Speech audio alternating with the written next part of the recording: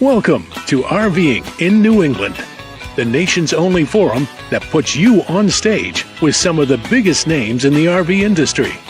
And now your hosts, John DePietro and Bob Zagami.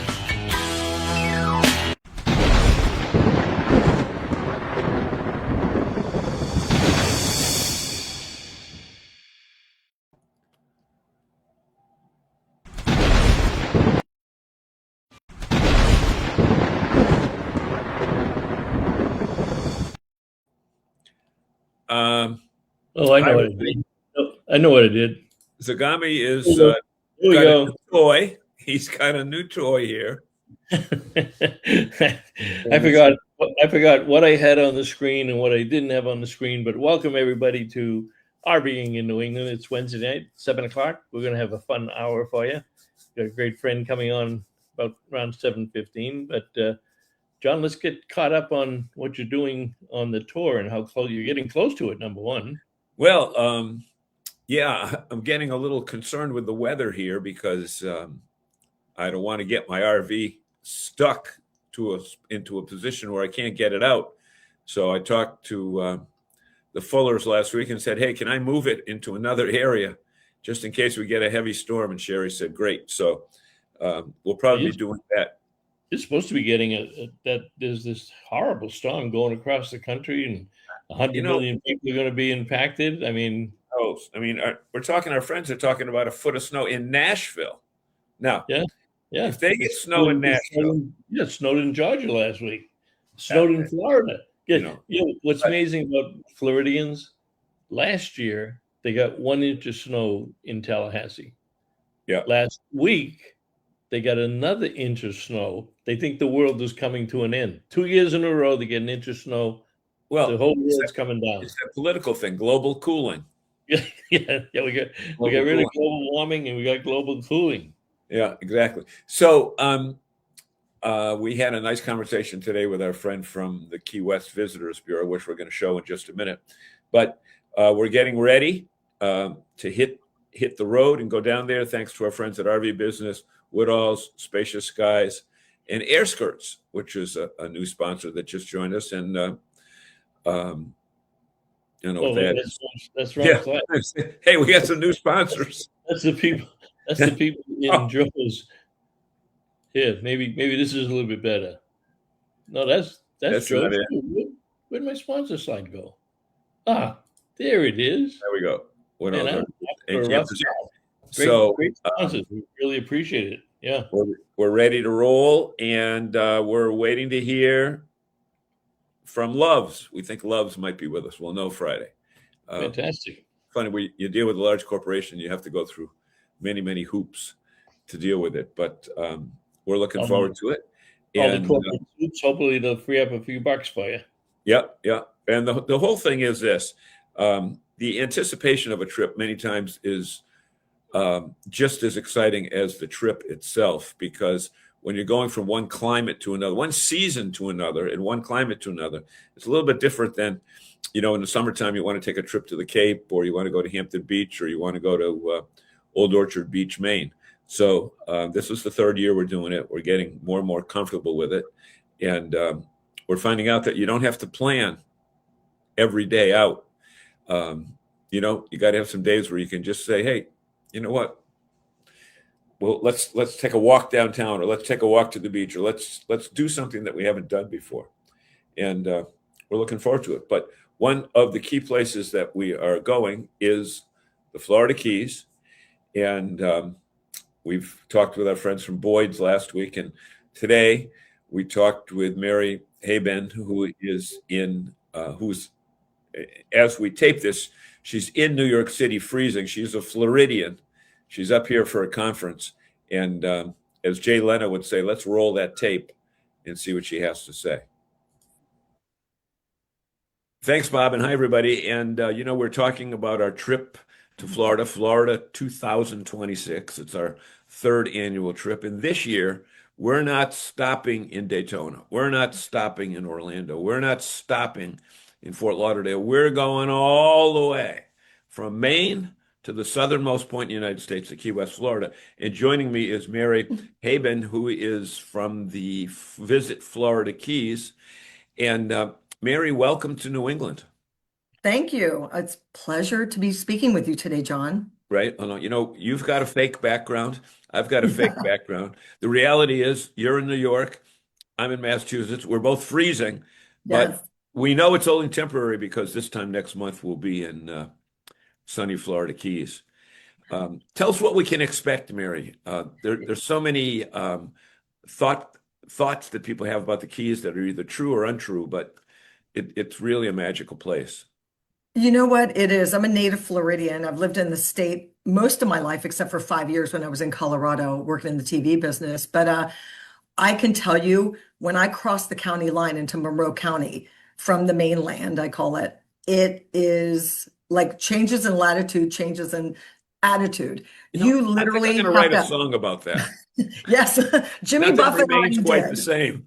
Yeah, nothing remains quite the same. And you know, nothing does remain quite the same. I always say I left my type A personality on the mainland. And, you know, I think that was the allure of Jimmy Buffett. It's this lifestyle in the Keys. It's a state of mind. When you cross that county line or you fly into Key West directly and get off the plane and just get out, you just feel differently. Your state of mind feels differently. And what you can expect is to be transported into a space of a magical space, relaxation, a panoramic view of the most incredible, no filter needed water, this turquoise clear water. And I tell you, every time I'm out on this water, I just say, I'm the luckiest person to be here because it's almost like you don't have to go to a private island and hours away. It's here. Yeah, and you get paid for it. That's the best part, right? You know, it's my passion, you know, to help visitors and journalists like you. You know, when you're RVing to the Keys, there's much more to the Keys than just Key West. It's like a 170-mile ride from Miami or the mainland. And there's so much to see between Key Largo and that 7-mile bridge and so many state parks, right, Mary? Yeah, there's so many state parks here. I think we have over 10 state parks here, and each one just offers something very different. As you were saying, John, you drive from the mainland, from the Miami, South Florida area, about 120 miles from Key Largo all the way to Key West. And the interesting thing is there's 5 distinct parts of the Florida Keys, which people don't realize. There's Key Largo, which is the diving. Yeah, in the upper Keys, as we say, the northernmost part. So when you enter from the 18-mile stretch from South Florida, the first island you come to is Key Largo. And, you know, it is known as the diving capital of the world. John Pennekamp Coral Reef State Park is there. We have beautiful, beautiful resorts and hotels that are in Key Largo. We have a place called Keys Fisheries, which is a fish market that you walk into. And then when you go out in the back, it's like a place, it's out on a dock and you order from a window and it's just very casual. I love that when you go places here, you show up in board shorts and boat shoes, and that's considered dressed up. But like you were saying, every island is different. It's Key Largo, beautiful island Murata, beautiful Marathon, Florida, the Lower Keys, which we'll talk about a little bit, and then into Key West. But part of the getting here is just that magical drive through all 5 of these islands. And you know what? And when you're doing it in an RV, you're high up and it's, you know, you got windows on all sides. It's pretty cool. We are looking forward. We'll be down there 16, 17, 18. I know you were kind enough to hook us up at Boyd's Campground, and everything I've seen about Boyd's is just magical, and we're really looking forward to it. Yeah, no, you know, it's interesting. I'm in New York here working with top travel media and pitching them on RV lifestyle. And I say, you know, when you say you're in a trailer here, you're in a $500,000 trailer. Yeah, right. You know, it's a different concept, right? And these state parks, from Boyd's Campground to KOA Sugarloaf, which was featured on the Today Show.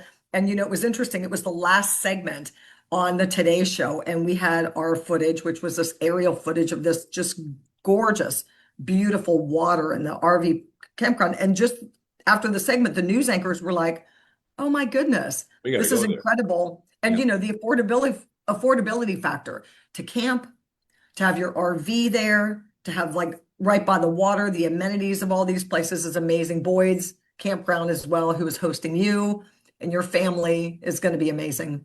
Great. Well, we're looking forward to it. We got to get off here now because we've got several other topics to discuss today, but are looking forward to our trip to Florida. And want to thank you, Mary Haben, Haven. for joining us here Could, on RV in New England. And now, could I give them if they want oh more yeah. information? Give us So- a website. Yeah. So for more information, just go to visitfloridakeys.com. It's a brand new AI powered website, which is very intuitive, and it will like help you plan your trip as well as any of us here on the staff. So thank you so much, John. Great.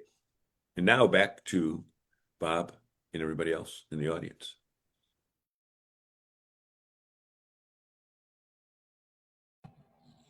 And now back to you in the studio. Hey, there you go. That- Visit floridakeys.com. Yep. Such a nice person. And you know what? There's a lot more to the Keys than Key West, and we're going to explore quite a bit of it. And any of our viewers have been there, want to give us some tips about what to do or what not to do, then we'd be more than happy to take those tips into account and have some fun.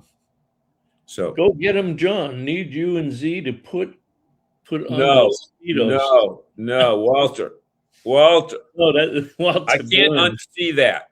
That would be the last thing would scare people off the beach, Walter. Come on.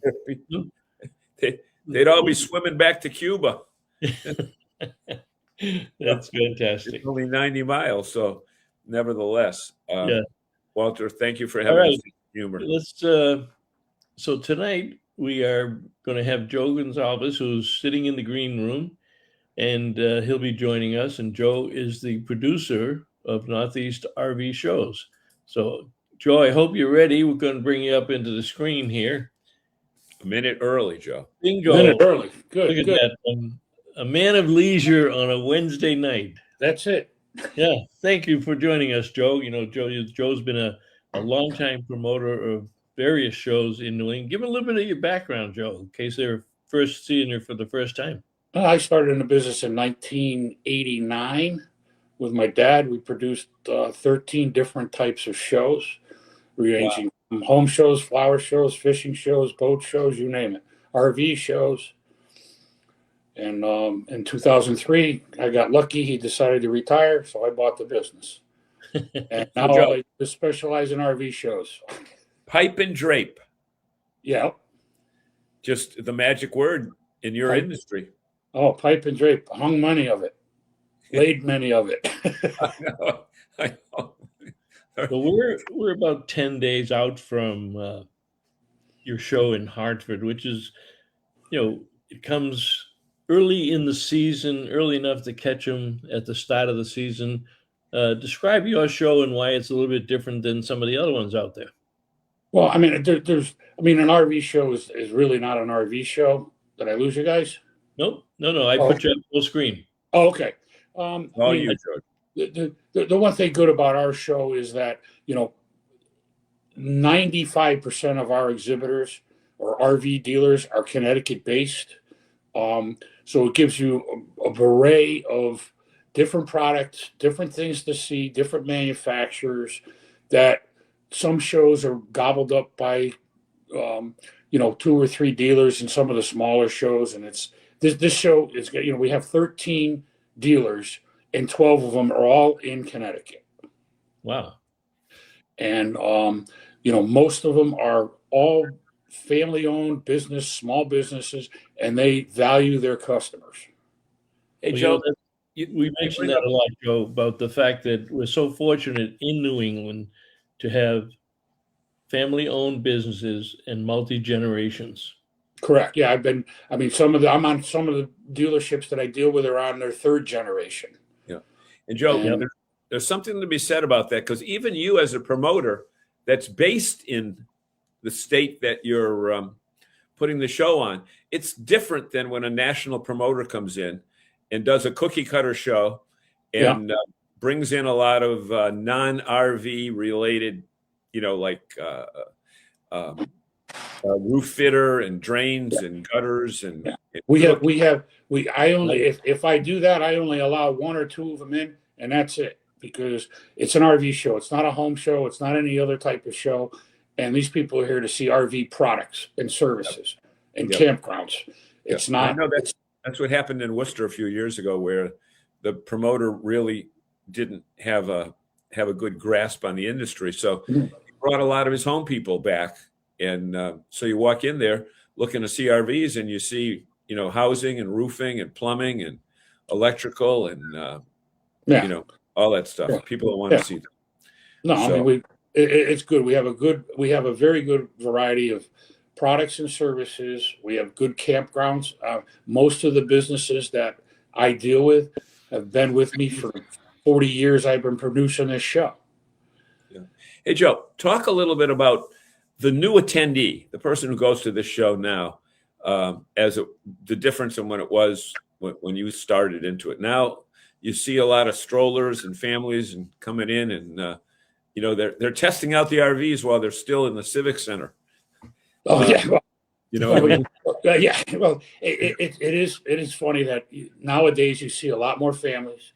We have a lot younger crowd. And I think some of the people are going back to the family base of going camping with their family, and not just like going on vacation and staying in some hotel at Key West, John. Yeah. Which I'm not doing. We're camping there. The campgrounds are a lot cheaper than Key West, Joe. Oh yeah, I know that for a fact. Where he's staying at Boyd's campground, what'd you say? They're up to $250 a night? $295 a night. Wow. Well, imagine. Yeah. And that's at a campground? That's at a campground. In Key West. It's bring your own RV. That's not for that's when you bring your own and you get space. Yeah. And, it's a very nice campground. It's got a pool and all that stuff. Yeah. And it's just a few miles from downtown, but $295. Yeah. Do they provide firewood for you? I think that might be extra. Now, did I see on the video we showed last week, John, you can rent a golf cart in the campground, but take it down to Duval Street? Yep. They have street, just like I think down in the village, in certain cities in Florida, I know the villages have street. We can do it. You're okay. You don't need a street. They have to be bigger. Bigger tires, go a certain speed. But you can rent a golf cart at Boyd's and then travel to downtown, right to Duval Street with it. That's not a bad gig. Right to Margaritaville. Yeah. Go in and drink. And Margaritaville is right on Duval Street, Joe. That's right. Yes, it is. I've been there. It's right there. So, the show is at the convention center in Hartford. Yeah, Connecticut Convention Center in Hartford. We're open. And these are some pictures that you've had from previous shows. What is your anticipation, or what are you hearing from other show producers around the country right now? Because we just came off Tampa with 70,000 people at the Florida Super Show, but I'm sure you talk to other producers. What's the word out there? Well, I mean, like you say, we're early in the season, so it's hard to base. You only had the Tampa show, you had the Boston show. I know they had snow in Boston last weekend, and I really don't know any of the dealers that participate in the Tampa show, other than probably Campers Inn. Campers Inn, Campers World, and it was that those in general RV really occupied. I mean, Campers Inn had 450 units on the displays that they were manning, and there's only 1,300 units in the show, so they got over a third of the show. Third of the space, yeah. It's a hey, Joe, big... talk about figures there. Do promoters all lie about their numbers to each other? Do they all? What are you trying to do? Tell me I'm a liar? But no, I don't lie. My numbers are my numbers. They're facts, because if you get caught lying, you're done in this industry. Yeah, and sometimes, sometimes in certain businesses, when a competitor says to another one, "How you doing?" They'll never tell you what it is. They'll either tell you real low to get sympathy, or tell you real high so you get jealous. Yeah. But maybe the numbers are audited now, and the government's counting units. Well, put it this way: all I know is the building knows, and everybody else knows. And as being in this business as long as I have, whatever the concession stand does, they know how many people came. They figure X number of dollars per person, right? You got it. Yeah. They average it out to X number of dollars per person. No, X numbers of dollars per person. That's it.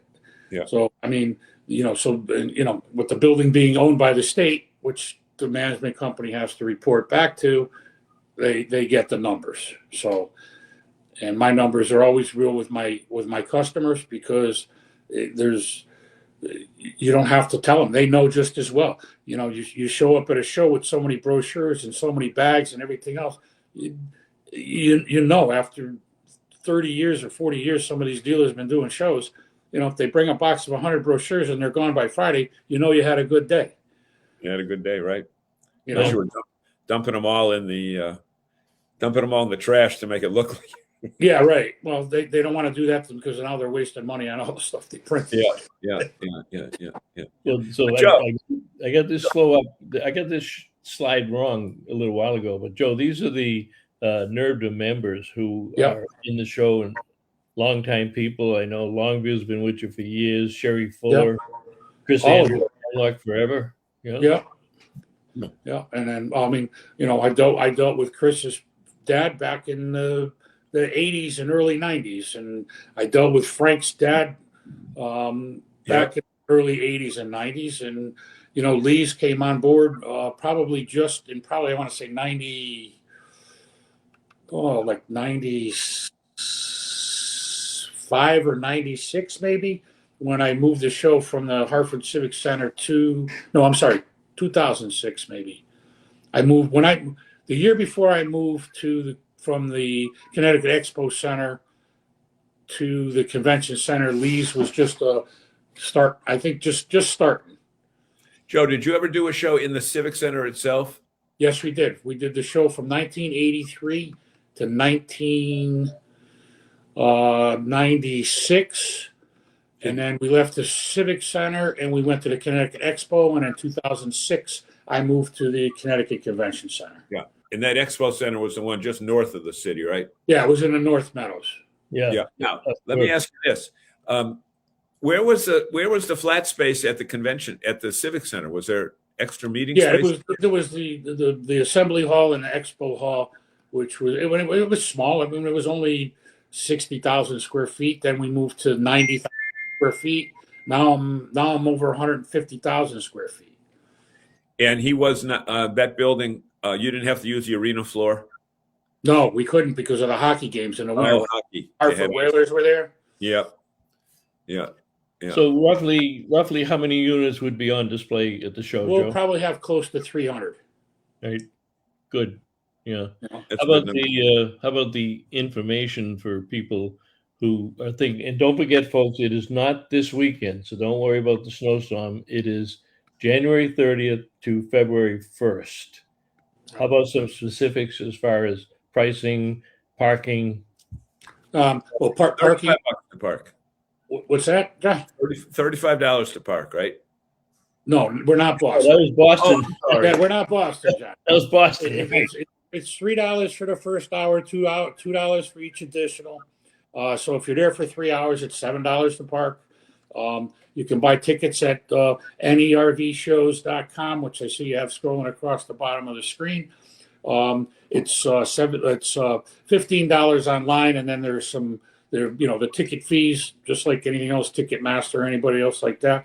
We're $17 at the door, cash only, and we're open Friday at noon to 9, Saturday from 10 to 8, and then Sunday 10 to 5. Yeah. Hey, Joe, a lot of people don't realize they think that, you just show up Friday at 9 in the morning and then you bring in 300 RVs. Oh yeah, I can push that magic button and it shows. Yeah, that magic button. Tell us tell us how far you have to back up in order to get that show open on Friday noon.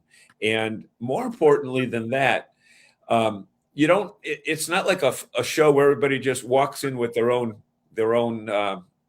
product and goes to a 10 by 10 booth. I mean, this has to be scientifically thought out so that the units that are in the front of the hall come in first, or the last. You know what I mean? Last Yeah, in. but we start moving on Tuesday. This Tuesday. And Tuesday we start. We move in Tuesday, Wednesday, and Thursday.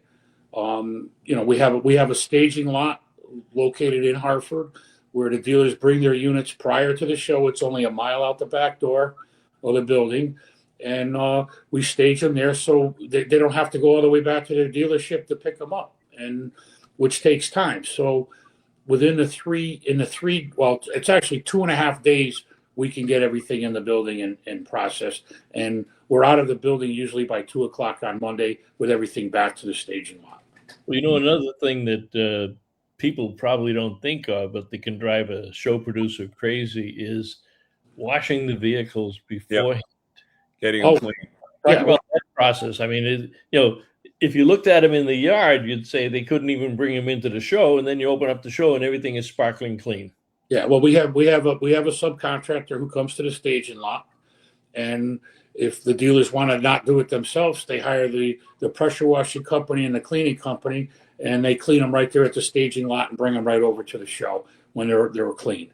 Yeah, and then he also comes in and he works for some of the dealers, cleaning the insides and polishing the outsides, and armor all on the tires and all of that stuff.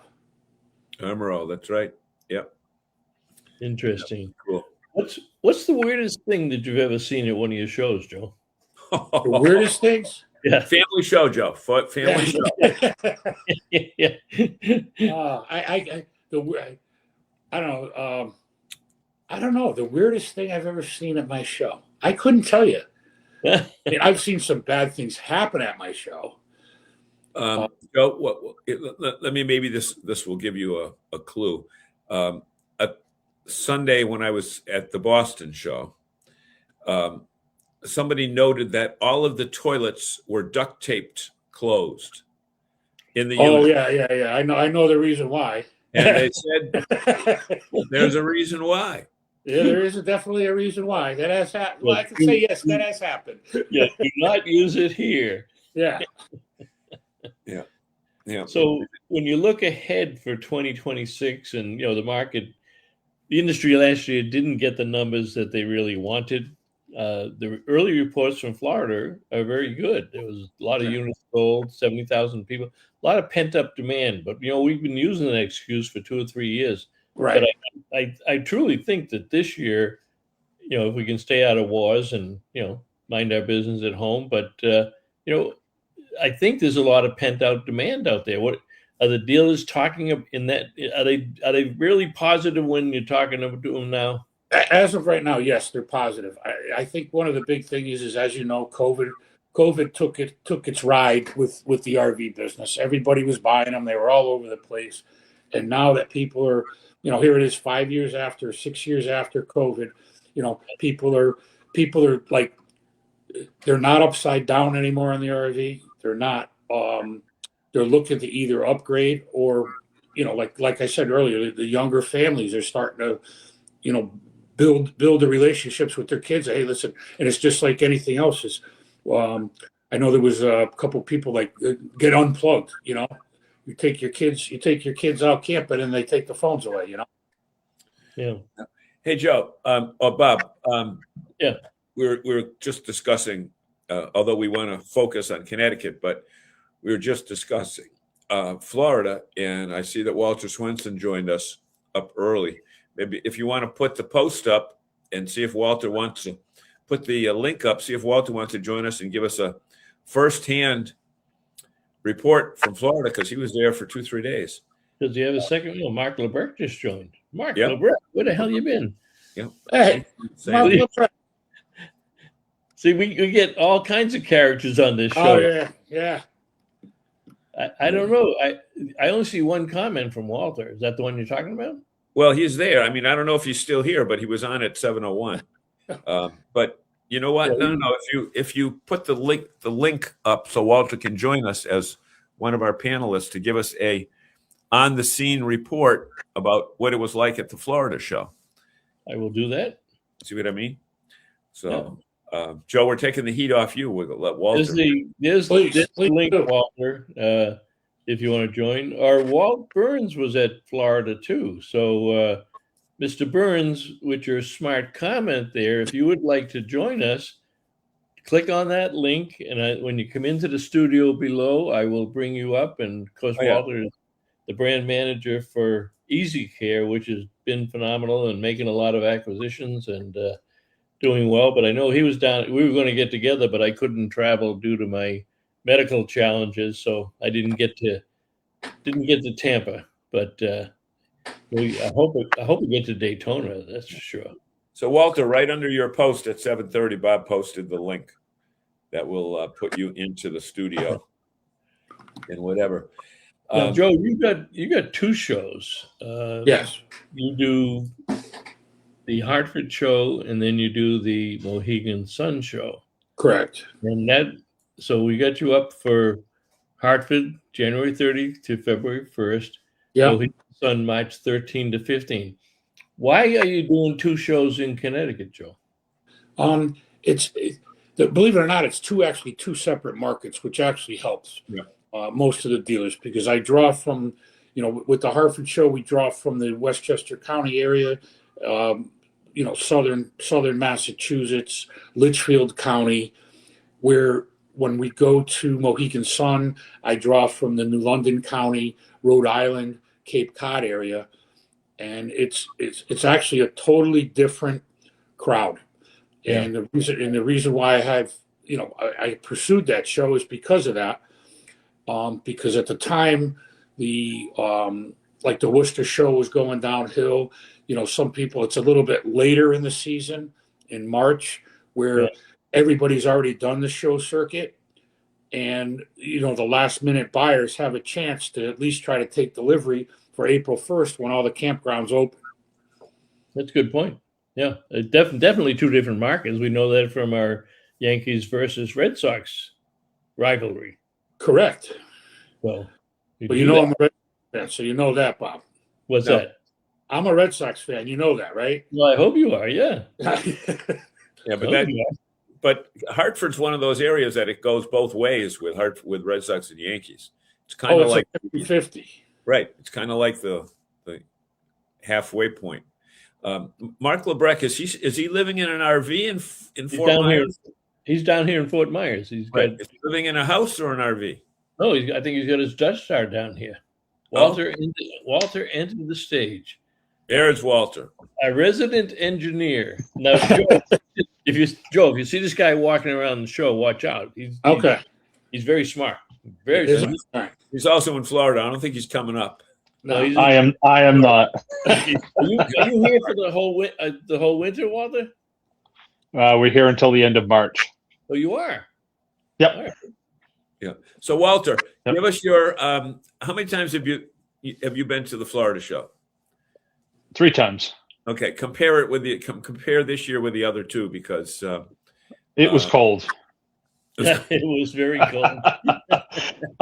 So I thought it was a good show. They opened the area up that they cover. And so what that allowed them to do was add a lot of independent RV builders.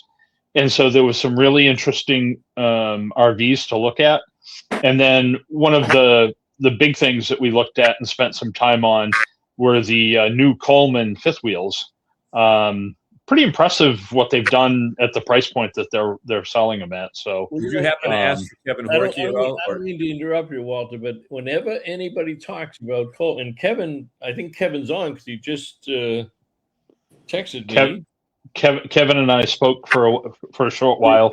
He was obviously busy, but all right. But everybody that talks about Tampa and Coleman introducing fifth wheels says it was a great price point. What the hell was the price point? Where are they? Between 45 and 55. Wow. No wonder they're talking about it. Yeah. So Walter, And they're not super fancy, but given the problems that people have with RVs, that might not be a bad thing. Yeah. are you considering going back to a towable lifestyle? No. Now, one of the points that you brought out one of your posts was that you got to the campground and in 5 minutes you were set up and ready to go, where it would take you 45 minutes to an hour with your towable fifth wheel. Well, I expected, even just leveling, I expected there to be, it's grass. So I expected to have to level and stuff like that. Where they parked us, we were perfectly level. The power was right there, and we plugged in and we were done. It was like, okay, now what do I do? Go get a beer. Yeah, exactly. Yeah. And, hey, Walter, if you were running a show, if you were running an RV show, Joe is right here. Joe's a little bit to the left. What would be one of the main things that you would want to see a promoter provide that you have heretofore not yet seen a promoter provide? As part of before you think about that, have you two met before? No. No. Well, Walter was and Donna, his lovely wife, were state directors for Good Sam for quite a while, and he's extremely well known in the campground circuit, but also getting to know most of our dealers. So now, go ahead, Walter, answer his question. So for me, I think you need, and I haven't been to the Connecticut show in probably 4 years, but I think we need a better mixture of campgrounds and parts. People go to the show, and I know how hard it is to transport parts and set them up and everything. Even Tampa, they had accessories, but they didn't have parts.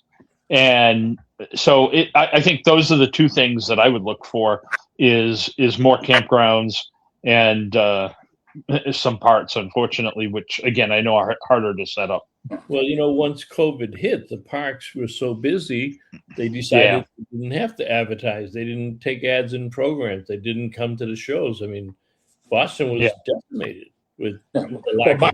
My biggest thing is with that problem is that, all the mom and pop campgrounds. I mean, we got 52 campgrounds here in the state of Connecticut that are, were privately owned by families. And now they're getting sucked up by all the big, I don't even know some names, but they get sucked up by all these, they have hundreds of campgrounds throughout the country. And, their marketing team doesn't pay any attention to some of the smaller markets that they should be. They think they have to be in some of them just to go to the major events like or Hershey or Arizona or something like that. And that's what they focus on. And so here's an idea, and I'm just throwing it out there. Do what you want with it. Yeah. Set a block of space around where you invite local RV dealers for a minimal amount, and they all kind of set up in the same area. They don't have to have big displays or anything. Yeah. But now you've split the cost, because I know these shows are expensive. We did Springfield for the camping club, and it was expensive. But set up an area, and you basically wind up, if you get 4 or 5 campgrounds in there, they could split the cost, and now they're sharing space and still there without quite as much expense. Yeah, well, I mean, right now, years ago, I used to have like 30, believe it or not, like almost 50% of all of the Connecticut campgrounds participate. And now, right now, I probably have maybe 12 to 15 Connecticut campgrounds that participate, and maybe, 14, but 12 or so out of state campgrounds. But I only have 2 of the major companies that bought out some of these, like Lone Oak Campground up in Litchfield County was bought out last year, and I finally they've been my customer for 40 years, and the company that bought them out is coming back to the show. Oh, good. Yeah. Sorry, but they're not doing Hartford. They're not doing Hartford, but they are doing the Mohegan Sun show. Well, don't you also find, Joe, that I know what we saw in Boston was the state associations. A lot of the campgrounds just say, "Well, I'll leave it to you. Put my rack card, put my brochure out, put my brochure, and you talk for the whole state." Exactly. that's a big thing right now with Yeah. even like in Tampa. I mean, we had Cindy went down, and I think Marsha went down, but for the Northeast Campground Association, representing everybody in the Northeast, but at that one booth. Well, Yeah, yeah, I mean, that's right. Well, it's Cindy easy. I saw Cindy in Boston, but they did have people in Florida. Yeah. You know, The other thing that we did between John, Bob, myself, and a few other people in the Boston show is we did a panel. Let the consumers just ask questions. No preset agenda. Right. And when we brought in a couple of both experts and end users of RVs, and just let the panel have a conversation, and I thought that went pretty well. Right. Yeah, remember that. The problem in my Hartford show is that I sell out all of the space. Okay. And I don't believe it. The way the building is configured, there is no meeting rooms. There's nowhere. Okay. And I gave up on it because Bob used to speak at all my shows. Yep. What happened is that the dealers would complain that you're out on the floor and Bob or whoever's on a microphone, and they get upset when they can't talk to their customers. Yeah, no, that makes sense. So, if I had the area that was a private area, that I would do a ton of seminars. I used to, like when I was at the Expo Center, we had 2 separate meeting rooms. I'd have 2 seminars every hour for 6 hours a day. Yeah, It just doesn't work. Bob used to speak at my shows. You spoke at Mohegan Sun, you spoke at Hartford, and it just gets and the worst part is the noise in the building itself. People in the audience couldn't even hear. Right? Yeah. Yeah. It. Oh wait, Mark has upgraded to a London Air. Never mind that Dutch cheap stuff. He's gone to the peak. Hey, Mark, just go up to the King. If you're going to go to the London Air, why don't you just go to the King Air? It's only cost you $1 million. So we got a Winnebago. Living the dream in Fort Myers. So, Mark, we have to get the breakfast meeting on the table now that you're down here. And you must have froze up in that area last week too. Yeah. Mark. We should tell people who Mark Lebrecht is. Mark Lebrecht used to own Diamond RV, which before that, Joel will remember, his dad had Minuteman RV. Minuteman, yep. Used to sell bluebirds. I used to go out there and look at bluebirds as a young kid and young adult and drool and say, man, someday I'd love to have a bluebird. But they put bluebird on the map in the Northeast. Bluebird Wonder Lodges? Huh? The big Wonder Lodges? Yeah. Used to sell them. I'm aware of that. You were too young, John. You're right. Besides, if you don't remember that, you were too young. Yeah. They hadn't invented round wheels yet. Right. No, that's Bob. So what it all boils down to, you know what? You talk about show season, and when you go through the show, even though you own an RV and you might have just bought one, isn't Walter there that anticipation of the season coming up? And Joe, you must see it when you see people coming in. They just bought an RV 3 months ago, but they're at a darn RV show. Oh, absolutely. There's something about RVers that are crazy. Yeah, they're looking to buy the next one. Yep. And not always. Sometimes you're simply looking to see what's coming, right? Or places to go. And we've had this happen a lot of times. You buy a new RV. We bought a Cedar Creek, years ago, and then you go to the show, and it's like, hey, wait a minute, that's not in my RV. Yeah. And it's the same brand. And wait a minute, where do I buy that so I can upgrade to that version? I know. Yeah. Hey, you talk about RVers being crazy. I remember Bob and I were down at the Hartford show, and we're talking with Steve Flagg from Flagg RV, and they were exhibiting there, and Steve said, "See this couple here? They just bought a new so-and-so, but they had just bought a new one in the fall, like 4 months ago. But the wife liked the new curtains and upholstery in the new one. So before they even camped in the old one, they bought a new one, lost their shirt on the old one. But RVers are like that. They will they'll change units not because of features, but because of colors and decor and curtains. Yep. And Well, it is the ultimate impulse purchase, which is how I bought my first one back in '78. I went to an RV show with my brother-in-law. Didn't know what an RV was. I was never a camper. I never was in the Boy Scouts, and I left with a Class C motorhome because I love to drive, and I thought, man, this is really cool. Yeah, that's a lot of that. That happens. Joe, you used to have are you still going to have a unit in the lobby? And what's associated with I'll probably have 3 of them in there, 3 or 4 of them in the lobby? in the lobby. Yeah. Oh, okay. When you come up the escalator. Yeah.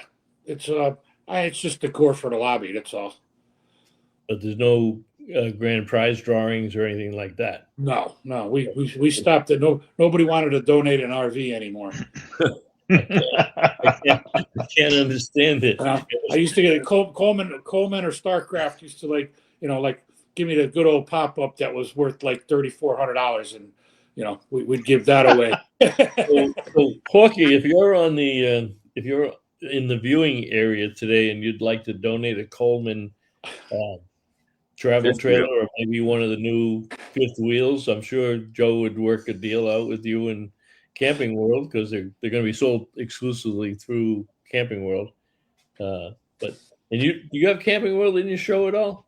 Camping World does not do any of my shows. Well, they're doing the Worcester show this weekend, so they don't do the Boston show either. Yeah. Yeah, no, like I said, all my deal is Orchard Trailer Sales one of your members? No, he used to be, but he dropped out 5 years ago. He's my only out of state dealer in the show. Everybody else is in Connecticut. yeah, that's cool. Yep. Well, it should be a good time. And Well, you got Fuller. Well, Fuller's doing rental. Fuller's, I don't know. I mean, she's got rentals, so I don't think she sells anything new. No, she'll sell the rental units. The rental units, but she does have a license to sell new, but because Hemlock Hill is in Southington, yep. Beats is in Windsor. Windsor. Right? Yeah. Yep. And Frank's is in Windsor too, where Windsor locks. Yeah. And Lee's is in Rockville, or Crowley's in Bristol. And then Airstream in Union. And my other dealers that are in the show are all in Connecticut. Yeah. Hey, Joe. That's interesting, because Airstream of Southern New England is a Camping World, Campers Inn company. Correct. But No. they don't come in with the Campers Inn brand at any of their other products. They just bring in the Airstreams. Well, this year we got Airstream. I don't know. Matter of fact, I talked to Aaron Hurst this morning. I don't know if they're bringing anything from the Berkeley store, or one of their New Hampshire stores. Yeah. But they have a very large display at the Mohegan Sun Show where they bring both Airstream and product from Berkeley. Now, Joe, I've got a marketing idea for you to use to generate more business. You ready? Okay, John, let's hear it. No cost to you at all. Okay. No interference with football. I know. No playoffs. No playoffs. Nothing. And last week I'm managed to squeeze that between the playoffs and the Super Bowl. That's pretty good. The luck of the volleyball tournament being there for 3 weekends this year.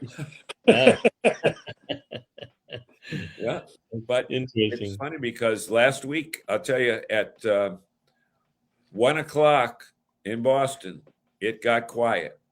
Yeah, we call that a morgue.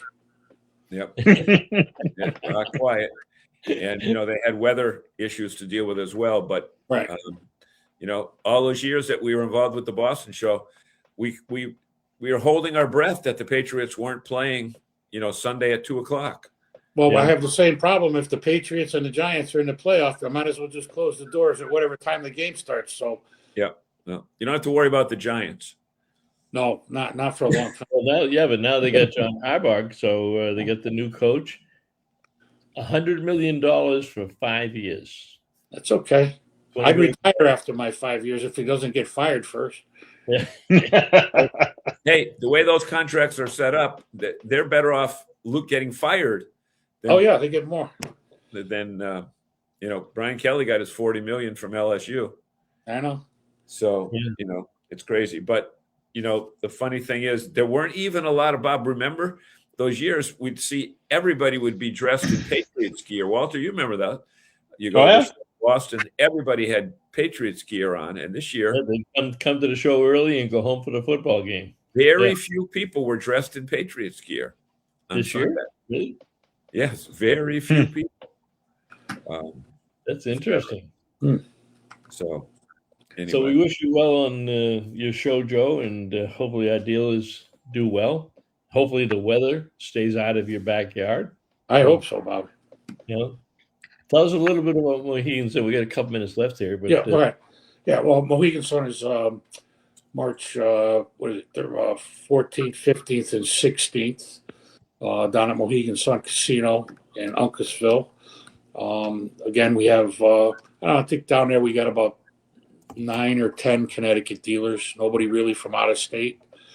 And, we got, Pete's, Campers Inn, Longview, Hemlock. The only big one we have that doesn't do my Hartford show because it's time predictable with the weather is we do have Seacoast RV out of Maine who brings down 2 large park models because it's in January. They don't want to take out the permits to try and not be able to get them down here. That's all. Yeah. Especially in Maine, it's not so much Connecticut or coming through New Hampshire. Now, I'll give you a little scoop if you haven't heard it. When they were bringing the units down, and they sell elevation and they sell Krupp. And did you ever deal with Kurt Yoder at Krupp? No. He kind of like the VP of sales. Yeah. Oh, this is an exclusive, ladies and gentlemen. Bob, you needed a drum roll on this.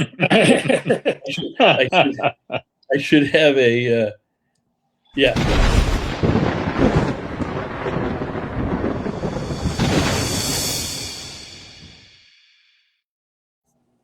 breaking news. Kurt Yoder, who is a member of the Krupp family, he was the son-in-law of Don Krupp, has just been hired by Elevation Park Models, their primary competitor.